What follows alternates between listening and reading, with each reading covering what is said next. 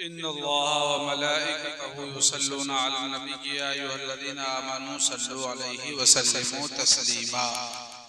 अल्लाहुम्मा सल्लि अला सय्यिदिना व मौलाना मुहम्मदिन बारिक व सल्लिम सलातन व सलामन अलैका या रसूलल्लाह या हबीबल्लाह सल्लल्लाहु तआला अलैहि वसल्लम। हज़रत इब्न अब्बास रज़ियल्लाहु ताला अन्हुमा बयान करते हैं कि रसूलुल्लाह सल्लल्लाहु अलैहि वसल्लम की अहलिया हज़रत मैमूना रज़ियल्लाहु ताला अन्हा जो मेरी खाला थी, मैं एक रात उनके यहाँ सोया जबकि रसूलुल्लाह सल्लल्लाहु अलैहि वसल्लम भी उस रात वहाँ थे। रसूलुल्लाह सल्लल्लाहु अलैहि वसल्लम ने वज़ू करके नमाज पढ़ी और मैं आपकी बाईं जानिब खड़ा हो गया। आपने मुझे पकड़कर अपनी दाईं जानिब कर दिया। आपने उस रात 13 रकात नमाज पढ़ी। फिर रसूलुल्लाह सल्लल्लाहु अलैहि वसल्लम सो गए हत्ता कि मैंने आपके गले से आवाज़ सुनी। आप जब भी सोते थे आवाज़ आने लगती थी। फिर आपके पास मुअज्जिन आया, आप उठ खड़े हुए और बगैर वजू के नमाज पढ़ी। रावी कहते हैं मैंने बुकैर बिन अशज को यह हदीस सुनाई तो उन्होंने कहा कुरैब ने उनसे इसी तरह बयान किया है। इस हदीस के अंदर हजरत इब्न अब्बास रज़ियल्लाहु ताला अन्हु जो अपनी खाला हजरत मैमूना रज़ियल्लाहु ताला अन्हा के घर गए तो उससे आपका मकसद सिर्फ ये था कि रसूलुल्लाह सल्लल्लाहु ताला अलैहि वसल्लम के अहवाल वो जाने और सरकारे दो आलम सल्लल्लाहु ताला अलैहि वसल्लम का क्या मामूल होता है। तो उस वक्त बहुत सारी बातें जाहिर हुई। एक ये कि अल्लाह के नबी सल्लल्लाहु अलैहि वसल्लम आराम करने लेटे, सो गए, फिर उठे, आपने नमाज अदा फरमाया। तो इस हदीस से उलमा बयान करते हैं गोया कि ये बात साबित हो गई कि अंबिया अलैहिमुस्सलाम का वजू सोने से नहीं टूटता है। बाकी तमाम उम्मत में कोई नेक हो, बुरा हो, वली हो, फकीर हो, कुछ भी हो कोई, बहरहाल वजू सबका टूट जाएगा सोने से। लेकिन तमाम नबियों का वजू सोने से नहीं टूटता। इस हदीस में ये भी है कि इशा की नमाज के बाद दीन के बारे में गुफ्तगू करना दुरुस्त है। जैसा कि इशा की नमाज के बाद शौहर का अपनी अहलिया से मुआनिसत की खातिर या उमूर दीन में गुफ्तगू करने का जवाज, क्योंकि रसूलुल्लाह सल्लल्लाहु अलैहि वसल्लम ने इशा के बाद कुछ देर हजरत मैमूना से बातें की। अलबत्ता फजूल और बेकार किस्सा कहानियों में रात गुजारना मकरूह है जिससे सुबह की नमाज कज़ा हो जाने का खतरा हो। रसूलुल्लाह सल्लल्लाहु ताला अलैहि वसल्लम की तवाज़ु और हुस्न अखलाक का इजहार, क्योंकि आपने बगैर बुरा मनाए हजरत इब्न अब्बास को अपने साथ लिटा लिया। इस हदीस में ये भी है सिला रहमी का सबूत, क्योंकि सिला रहमी का एक तकाजा ये भी है रिश्तेदारों से मिलने जुलने को कायम रखा जाए। यानी इंसान को, एक मुसलमान को अपने रिश्तेदारों से मिलना जुलना नहीं छोड़ना चाहिए। लेकिन हमारे ज़माने में ये हाल है कि हम बाज मर्तबा ये कह करके किसी रिश्तेदार के यहाँ नहीं जाते हैं कि वो हमारे यहाँ नहीं आता तो हम क्यों जाएं। हमारे यहाँ नहीं आता, हम उसके यहाँ तो जा ही नहीं सकते, जबकि ऐसा नहीं होना चाहिए। कोई अगर आपके यहाँ नहीं आता है तो उसे उज़्र भी आप समझ सकते हैं कि हो सकता उसी दिन उसका कोई काम रहा हो इसलिए ना आ सका हो। और बाज मर्तबा हमारे अपने साथ भी ऐसा हो जाता कि कोई दोस्त अहबाब अजीज बुलाता कि अरे फला दिन आइए जरा मुलाकात के लिए, हम कह भी देते हैं कि हाँ आएंगे, लेकिन इत्तेफाक से उसी दिन कोई दूसरा अहम काम निकल आता है और आदमी उस काम में चला जाता है, फिर या तो देर से लौटता है या तो लौट ही नहीं पाता है टाइम से, और फिर जो है नहीं जाता है। तो अगर कोई अपने यहाँ नहीं आता है फिर भी उसके यहाँ मिलने जुलने जाना चाहिए, रिश्ता खराब नहीं करना चाहिए। हजरत इब्न अब्बास रज़ियल्लाहु ताला अन्हु की फजीलत क्यों, उन्होंने मोहब्बत रसूल में रात जाग कर गुजार दिया। यानी हजरत इब्न अब्बास वहां क्यों गए थे?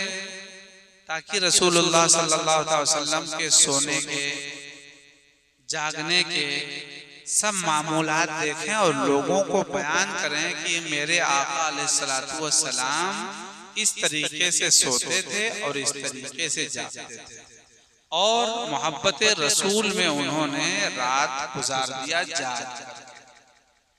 तो इस तरीके के कामों में रात गुजारना जाग करके दुरुस्त और जायज़ है। रसूलुल्लाह सल्लल्लाहु अलैहि वसल्लम के अफ़ाल की इक्तिदा करना भी इसमें साबित है। नवाफिल की जमात का सही होना, हर चंद यहाँ सिर्फ एक शख्स की इक्तिदा का जिक्र है, और तिरमिज़ी शरीफ में हजरत अनस के घर एक दावत के मौके पर हजरत अनस यतीम और उनकी दादी की इक्तिदा का जिक्र है। इससे फुक़हा हनफिया ने नवाफिल की जमात में ज्यादा से ज्यादा 3 आदमियों के शुमूल को बिला कराहत जायज करार दिया, और 4 आदमियों का नफल की जमात में शामिल होना बिल इत्तिफाक मकरूह तंज़ीही है। यानी कि जमात, अगर नफल की नमाज हम पढ़ रहे हैं तो बहुत ज्यादा लोग जमात से नहीं पढ़ना चाहिए। ये मकरूह तंज़ीही यानी छोटा मकरूह।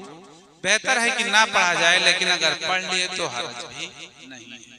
यानी नमाज हो जाएगी, नमाज में कोई कबाहत नहीं लाजिम आएगी, लेकिन बेहतर है कि तन्हा तन्हा नफल पढ़ा जाए। जैसे अपने यहाँ ही सलातुत तस्बीह होती है बड़ी रातों में, तो सबसे बेहतर तो यही था कि लोग अलग अलग पढ़ते, लेकिन क्या है अलग अलग पढ़ने के चक्कर में फिर लोग पढ़ते भी नहीं, आधे से ज्यादा लोग। इसलिए जो है कि चलो ठीक है, बड़ा मकरूह अगर होता है, नहीं मकरूह तहरीमी होता तब तो बहरहाल नहीं पढ़ा जाता, लेकिन अब चूंकि ये मकरूह तंज़ीही ही है और जमात करने की वजह से सैकड़ों की तादाद में लोग नमाज पढ़ लेते हैं, इसलिए जमात कर लिया जाता है।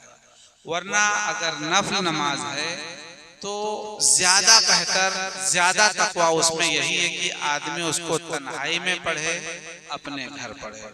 लेकिन अगर मजमे में भी पढ़ा, मस्जिद में भी पढ़ा, तो इसमें कोई हरज की बात नहीं है।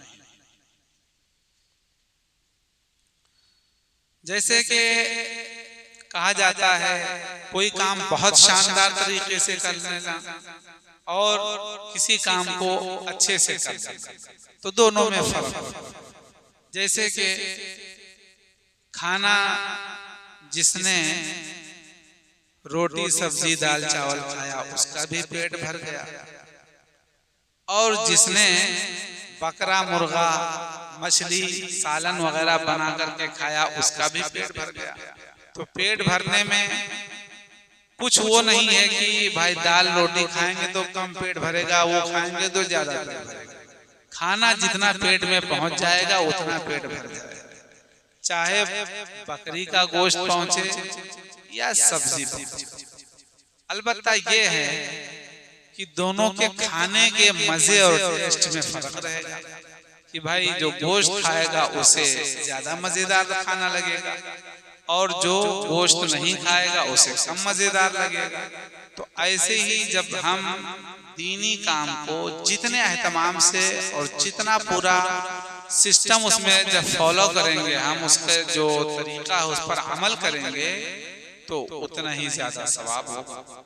जैसे कि एक आदमी जब कुरान का तर्जमा समझता है तो कभी कभी तर्जमा समझते वक्त अल्लाह का दिल में खौफ तारी होता है, आदमी की आंखों से आंसू निकल आते हैं।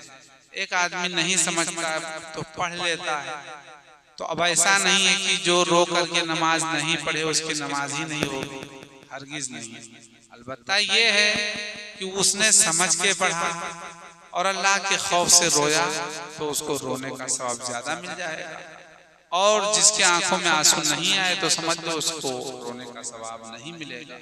तो जितने एहतमाम से हम नवाफिल अदा करेंगे या नमाज अदा करेंगे, हमारे सवाब में उतनी ही ज्यादती होगी। जैसे कि हदीस में आया है कि रसूलुल्लाह सल्लल्लाहु अलैहि वसल्लम ने फरमाया, अल्लाह ताला तुम्हें एक के बदले 10 और कभी 100 और कभी 700 तक नेकियां अता फरमाता है। तो ये कैसे होगा? जो जितने एहतमाम से पढ़ेगा उसको अल्लाह ताला उतना अता फरमाएगा। जैसे कि कुरान पाक के पढ़ने के सवाब के बारे में आपने सुन रखा होगा कि 1 हरफ पढ़ो तो 10 नेकी। लेकिन मौलाए कायनात हजरत अली रज़ी अल्लाह ताला ने एक मौके पर बयान किया, अगर तुम नमाज में कुरान पढ़ते हो तो तुम्हें 1 हरफ के बदले 100 नेकी मिलेगी, और अगर नमाज ही में बैठ करके पढ़ते हो, जैसे कि नफल हम बैठ के भी पढ़ सकते हैं, तो तुम्हें 1 हरफ के बदले 50 नेकी मिलेगी। और नमाज के बाहर अगर तुम बावजू एहतमाम से अच्छे से पढ़ते हो तो तुम्हें 1 हरफ के बदले 25 नेकियां मिलेंगी। और अगर बेवजू चलते फिरते भी पढ़ लिया तुमने कुरान तो भी अल्लाह ताला तुम्हें 10 नेकी अता फरमाएगा। तो आपने देख लिया, जो जिस एहतमाम से था उसको उस तरीके से बारगाहे खुदावंदी से सवाब हुआ कि जिसने नमाज में खड़े होकर के पढ़ा तो अल्लाह ताला ने उसे 100 नेकी अता फरमाया, जिसने नमाज में बैठ करके पढ़ा उसे 50 मिली, जिसने नमाज के बाहर बावजू पढ़ा उसे 25 मिली, और जिसने बेवजू भी पढ़ा तो उसे भी अल्लाह ताला 10 नेकी अता फरमाया। तो लिहाजा हमें नमाज या कोई भी इबादत का काम है उसे खूब एहतमाम से करना चाहिए ताकि हमें अल्लाह ताला ज्यादा से ज्यादा अजर व सवाब अता फरमाए। अल्लाह की बारगाह में दुआ है कि अल्लाह ताला हमें इन सब बातों पर अमल करने की तौफीक अता फरमाए।